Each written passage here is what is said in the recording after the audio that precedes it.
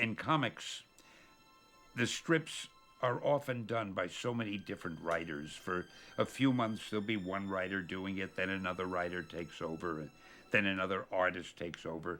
So the characters are always pretty much in a state of flux.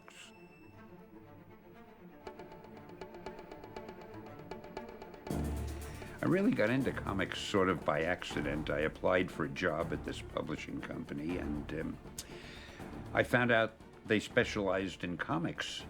And I figured, well, I'll stay here for a little while and get some experience, and then I'll get out into the real world. But before I knew it, I was writing some of the stories, and I started doing some of the editing and the art directing, and it was interesting. And I was working with artists who were tremendously talented, and I thought, gee, this is fun. So before I knew it, it was 50 years had gone by, and I'm still waiting to get out into the real world. I'm really not sure why people relate Spider-Man and me more than other characters I've done. I guess maybe because Spider-Man is so popular. He's probably the most popular character we have. And he's been popular for so long, and I've always been so closely identified. I think I wrote the first 100 issues or more.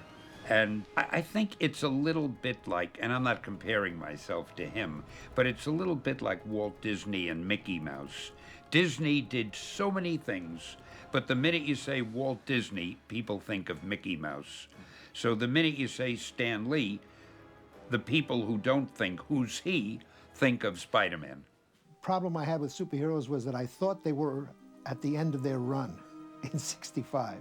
I thought superheroes had done their thing, and they were, because Superman had died after 7 or 8 years in the '40s, and every time we tried to do superheroes in the '50s, it sort of flickered out. So I had no anticipation that superheroes would last. I just thought it was another assignment that I would do, and then something else I'd probably do Westerns after that and science fiction after that. Never dreamed I'd be on superheroes for so long. I have come from a type of artist that isn't satisfied with their own work, because I know what I want to see on paper, and what I settle for is substantially less. And you always think it's not as good as it could have been. And in fact, that's a good sign, healthy, because if you think you've gone as far as you can go, then you might as well hang it up. John Romita is the Norman Rockwell of Spider-Man. He's the guy that when we close our eyes and you go, think of Spider-Man, it's his Spider-Man. And he did such a terrific job of establishing that. And that was like around the mid-'60s. By the time I get on the book, it's the late '80s. I think everybody was sort of frozen by the beauty of his drawing, that nobody really updated it.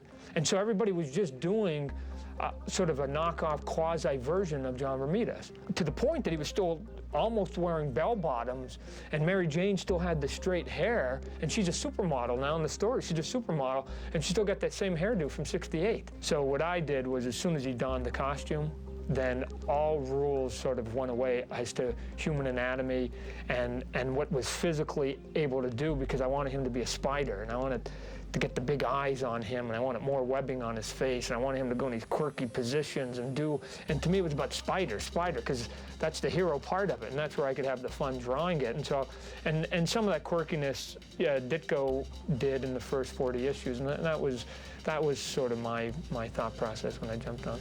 I'm one of those guys who's read comic books forever, and when I was a real young kid, I started drawing my own comics. That's how my life evolved. I started drawing them there, and then eventually I was publishing my own fanzines, and I went from there to actually getting work in the comic book field, and eventually working on, Spider-Man, which was a great book to be doing. It was a weird thing, because I was following Todd. Todd was immensely popular on the Spider-Man book. Sort of the expectations were that sales were going to go down when I took over, because this, he's following the hottest guy in comics. And as it turned out, sales went up when I kind of started taking over the book. So it was a great time, And when Todd came back and was doing the other Spider-Man book, I was still on Amazing, and things just went insane. Most of Spider-Man's visual identity comes from the original Steve Ditko stuff. His stuff was so deliciously quirky, and it was just perfect for the character. And John Romita brought a level of kind of a glamour to it that took it to another level. And if you mush Steve Ditko and John Romita together, you kind of end up with what I was trying to do for Spider-Man.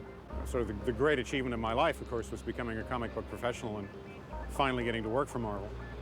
The challenge is to figure out how much you can keep as opposed to how much you can throw away. And luckily, in the case of Spider-Man, the original form was just so well thought out that it was really just a case of miniskirts and modern hairstyles to update it. I think I've done Spider-Man longer than anybody in cumulative years, probably about 14 years. From 80 to 83, I started doing Spider-Man when I really wasn't as good as I could have been, as I should have been, to do the character. At the end of the run, I said to myself, my God, when I compare this to what my father did and what guys before me did, oh boy, it's not that good. I hope I can come back and do it again.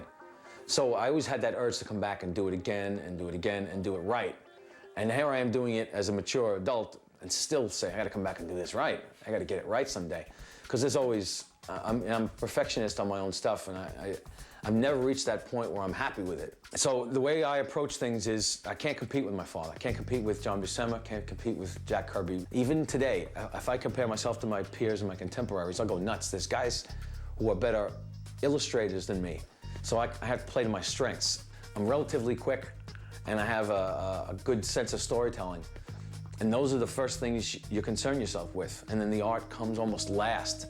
Tim had wanted to explore Spider-Man graphically and a particular time in Spider-Man's life. My connection with Spider-Man was not quite as boyhood idol kind of thing. I enjoy the character a great deal, but there are certain things about writing him that's very difficult, more difficult than some of the other characters that I've done. So we settled on a particular time period, which happens to coincide with when Mary Jane first came into Peter's life. And if I could build an entire series around Face a Tiger, You Just Hit the Jackpot, that's sort of where we began. It was actually the period where the period in the comics where I first discovered the character, the early Romita issues, as opposed to the Ditko issues. It had always remained my favorite era, and in deciding, in being given the opportunity to do a Spider-Man story, Jeff and I have a history of retelling early episodes in careers of superheroes, and this was my favorite career, and so now I'm struggling like crazy to draw pretty girls and, to emphasize what was emphasized in that original run and yet have it still be what I do. The goal of Ultimates was to introduce new readership to Spider-Man and hopefully formulate a bridge for those readers to then come into the regular Marvel Universe. I think that's worked out beautifully. Ultimate Spider-Man is what he should be. He should be a teenager in the year 2001. And as you know, for the past 40 years, as our creative community has gotten older and our fans have gotten older, we've let the character age. What we were able to do with Ultimate Spider-Man is bring out the cues that kids are used to. In 1960, it was really cool to work for a newspaper. In the year 2000, it's much cooler to be a webmaster. A chemistry kit in the basement, that was standard operating equipment in the 60s. Nobody knows what a chemistry kit is now. It's not the thing that you need. So there were a whole bunch of updates that related to modern cues, what school life was like, etc. But what we really did is what the movie does, is we take the teenager and we make him a teenager. Back in the 60s, it was sort of like, Revenge of the Nerds is kind of what we would envision Peter Parker's being. Whereas today, the shift is more of, he's not a shy kid, but he's more of a brooding kid. And that slight shift, I think, really hit a vein. And I think also what happened was that it was a testimonial to the character and how forgiving Spider-Man fans could be. Because we thought that the character was dying on us. We thought we were losing him. And then we realized, you know what, the fans were just waiting for something good to come around. And the minute we gave them good Spider-Man, bam, there they were. Stan Lee calls me in. I was doing Daredevil. I had done about 3 or 4 issues of Daredevil.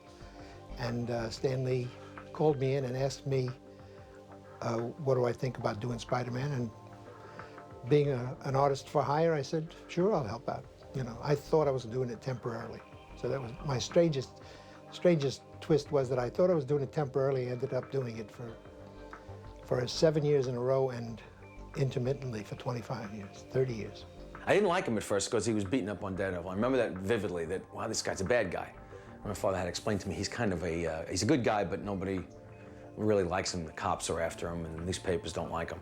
So I had this opinion of him, kind of an anti-hero. I didn't know what that meant at the time, but I knew what I felt about him. So when my father started drawing him, I always knew that he wasn't well-liked, and that was such a strange feeling to me. He's a superhero, but the cops don't like him. The cops are after him. And then when he takes his costume off, he's doted on by his aunt. And then he lives just not too far from us, because we lived in Queens at the time. He lives over in Forest Hills. No kidding. Wow, let's go past it. You know, father drove me past the area. It was a live guy to me. It was an actual person, because I was at the age where I was very easily affected by it. It was wonderful having an extra brother and one who didn't make fun of me. I first met Spider-Man when I was about 13 years old. I missed his initial appearance in Amazing Fantasy, but I got the first issue, Amazing Spider-Man #1. And I was kind of blown away that here was a guy who was about my age being a superhero. My earliest memory was my father telling me that I had to go and pick up this comic book called Spider-Man. It was the Spider-Man drug issue, okay? And which you know, you read it today and it's pretty quaint. But back then, my father thought that this was gonna have a real big impact on it. You know what I mean? It's this anti-drug, anti-addiction kind of comic. And yeah, well, guess what? It kept me away from drugs, but it started a whole new addiction, which was comic books. At first, it was just the costume. I thought the costume kicked ass. I mean, it just had this giant, you know, these two giant eyes that you couldn't see through the mask, and he was always kind of spider-like. He was always crouching or hanging upside down or crawling up a wall. He just kind of did different things than you would see guys like Superman or Batman doing. It'd probably be, you know, the cartoon show on TV. You know, me and my brothers used to get up early and watch it, and you know, it's one of those theme songs like other TV shows you have that are just emblazoned into your memory bank right now. The first time I ever picked up a superhero comic book, it was Spider-Man. And I remember very clearly because I had gone home, I must have been like 4, maybe 5. I had gone home and that afternoon on a show called The Electric Company. They had a Spider-Man segment. There's a dude running around in the Spider-Man costume.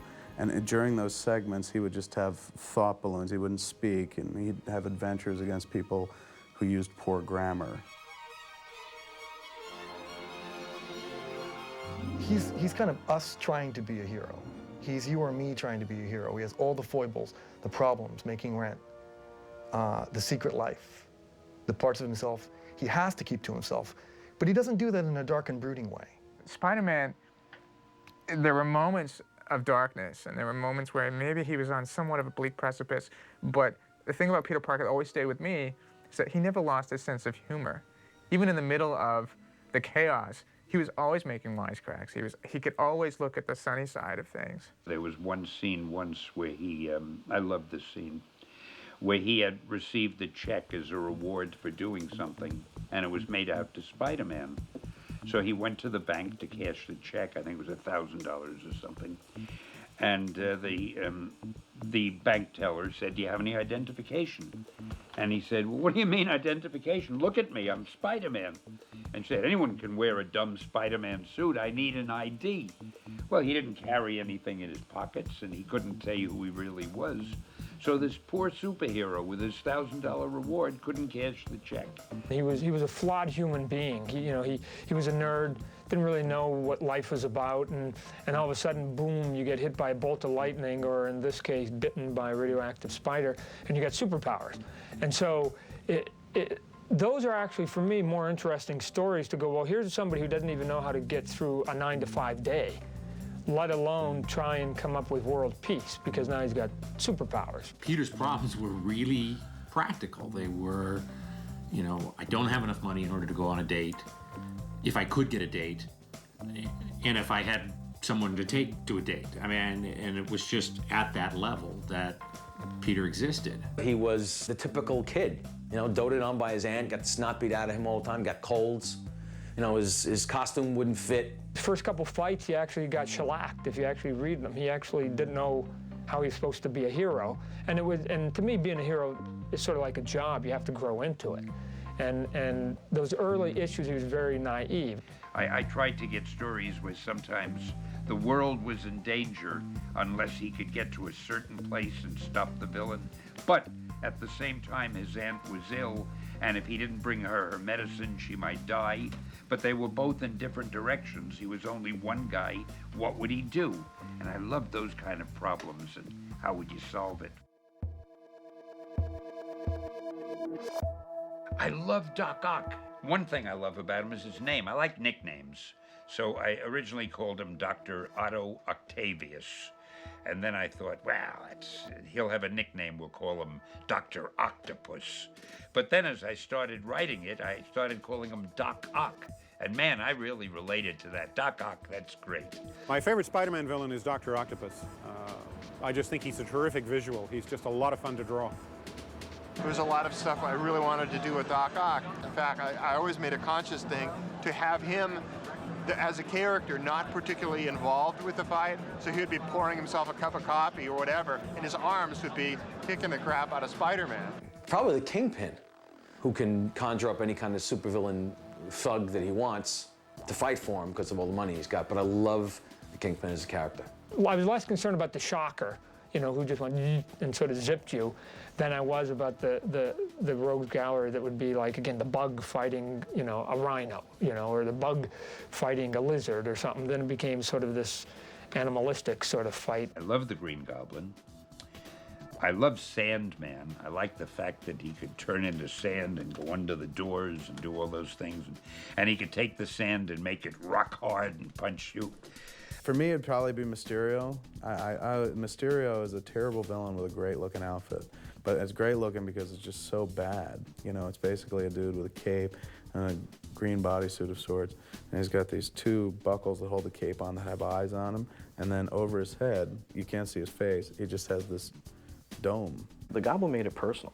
The Goblin went through the trouble of finding out who Spider-Man is. I guess Spider-Man early on really kind of busted up a lot of the Green Goblin's early gigs. He just kept stopping them. And the Goblin was just kind of fed up, so he just followed him home one day. And he dulled his spider sense, his danger warning sense, and he followed Peter Parker home, or followed Spider-Man home and changed it to Peter Parker, and he knew where he lived. He knew his name, he knew everything, and ever since then, he had one up on practically every other Spider-Man villain. He knew who Spider-Man really was. If you want to write stories that resonate and kind of come home to people, you write about a city that exists. You write about streets that exist, and Spider-Man has always been great about that. I lived in New York and in Manhattan, and I knew it so well, so it was easy for me to try to keep these fantasy stories as realistic as I could. And I didn't mind saying he lives in New York City, kind of like that. I think Gotham and Metropolis, being imaginary cities, made it harder to identify with the characters. They were always somewhere else. It was not contrived thinking that that was going to make it even better. It was just one of those things that Stan wanted to try, to make a real city. And it helped us because we had real locales to locate. We could put local bridges, we could put the airports, you know. It was a big help to have reference instead of creating the city from scratch all the time.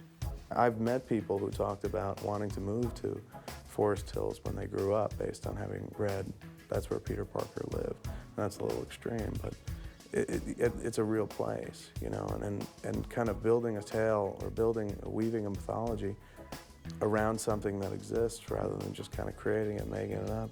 I don't know, there's something about it, something kind of special about being able to identify with this story, and I think that's what's always worked about Spider-Man, is that identity factor. It's a great pot with all these different ingredients, and that's what Spider-Man is like. That's what the superheroes that live in New York City are like. And it wouldn't have that same flair to it if it wasn't New York. You know, we've always been very current, we've always been very topical. So in my mind, to avoid 9/11 was almost callous and pretty cruel. So we were thinking that maybe it should affect one of our characters. One of our characters should be involved somehow or affected somehow directly. And the first thought was Spider-Man, obviously, because he is Aside from being our icon at Marvel, our most significant icon, he is our everyman.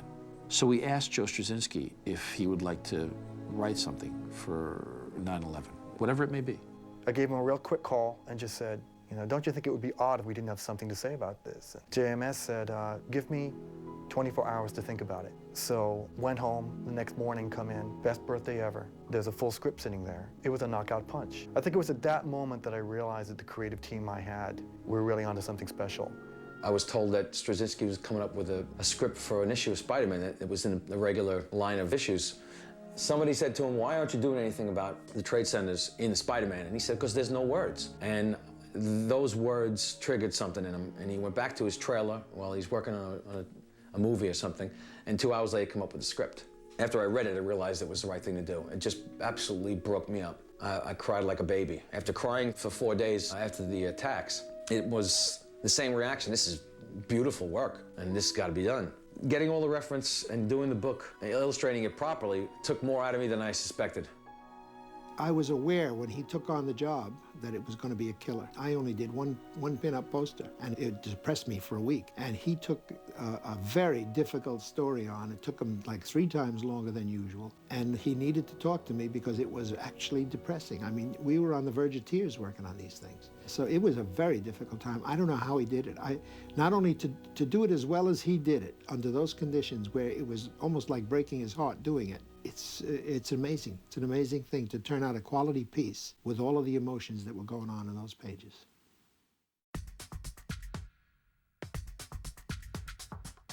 Those words that Uncle Ben had mentioned to him, you know, with great power comes great responsibility, I think really stood with Spider-Man, and to this day he still lives with that responsibility, that he's got the ability to make a difference, and he's going to make a difference. There's a character called Ezekiel in one of the issues of Spider-Man who is basically has the same powers as Spider-Man, and he asks Peter Parker, why didn't you capitalize on it the way I did? I made some money and I'm putting this money to good use. And that's a question that Peter Parker, Spider-Man at the time, has to answer. You know, I had to do this kind of thing and I had to do that kind of thing first because of my Uncle Ben. Well, the key phrase has always been, with great power comes great responsibility. And I think that sums it up. And I don't know where Stan got that, but it was almost in the original concept. In other words, when you get these gifts, if you don't use them properly, you've betrayed the gift you got. I think that's the single most vital core element of the character, is somebody who's handed these great powers, who's not ready for it. He's not Superman, he's not born to it, he's not Batman, he hasn't trained for it. And he goofs up, he messes up big time. And he learns a very, very powerful lesson. And it shapes his whole character from that point on. I think the moral couldn't be summed up better than with great power must come great responsibility. And they're kind of words to live by. You know, it's a real do unto others. Batman doesn't have a real kind of simple, boil it all down to this one phrase methodology. For me, it's about guilt. Peter Parker has power and responsibility, but ultimately he has guilt. He'll never, ever quite make it. That freedom is elusive. Great power and great responsibility, they certainly resonate, and certainly responsibility grows out of this guilt that he has, but for me, it's the G word, guilt. I think it's just the same sort of everyday virtues that we've all been taught, you know, as we grow up. But I think the beauty of Spider-Man, of course, is that he is every man, every woman. It's that mask, you know, it's colorless, it's genderless. It's just a mask with somebody cracking wise underneath it, and that can be any one of us, you know. What the moral is, you know, again, there's a million morals that you can walk away from that, but I think the underlying message is that any one of us, you know, given a small bite from a radioactive spider, could be Spider-Man.